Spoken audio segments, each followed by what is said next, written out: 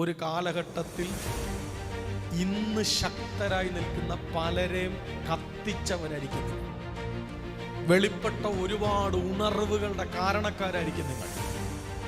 പക്ഷേ കാലം കുറെ അങ്ങ് കഴിഞ്ഞപ്പോൾ നിങ്ങൾ നിമിത്തമുണ്ടായ ഉണർവുകളെയും നിങ്ങൾ നിമിത്തം ഉണ്ടായ ആത്മീക സ്ഫോടനങ്ങളെയും മനഃപൂർവം മറന്ന് നിങ്ങളെ ഒഴിവാക്കി ഒറ്റയ്ക്ക് ഓടിത്തുടങ്ങിയ ചിലരെ നിങ്ങൾ ഇന്നും വേദനയോടെ ഓർക്കുന്നുണ്ടായിരുന്നു.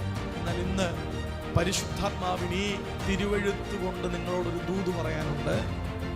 ആസ്യക്കാർ നിങ്ങളെ വിട്ടുപോയാലും യൂറോപ്പുകാർ നിങ്ങളെ വിട്ടുപോയാലും ഇതെല്ലാം തന്ന കർത്താവ് ഒരു ഉപനിധിയായി ആമേൻ അപ്പോഴും നിന്റെ അകത്തിരിക്കുകയാണ്. എന്നെ കേൾക്കുന്ന പ്രവാചകരോട്, അപ്പോസ്തലന്മാരോട്, കർത്താവിൻ്റെ രാജ്യത്തിനു വേണ്ടി അഹോരാത്രം അധ്വാനിച്ചവരോട് പ്രതിഫലമൊന്നും പ്രതീക്ഷിക്കാതെ സമയം ചെലവഴിച്ച ആത്മാവ് ഇപ്പോൾ പ്രവചിക്കുന്നു.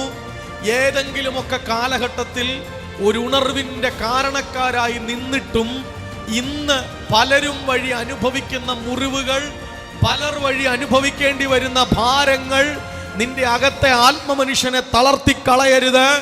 ആ സാഹചര്യത്തിലും നിന്റെ ലേഖനങ്ങളെ സ്വീകരിക്കുന്ന തിമോത്തിയോസുമാരെ ദൈവം വേർതിരിക്കും. ആമേൻ.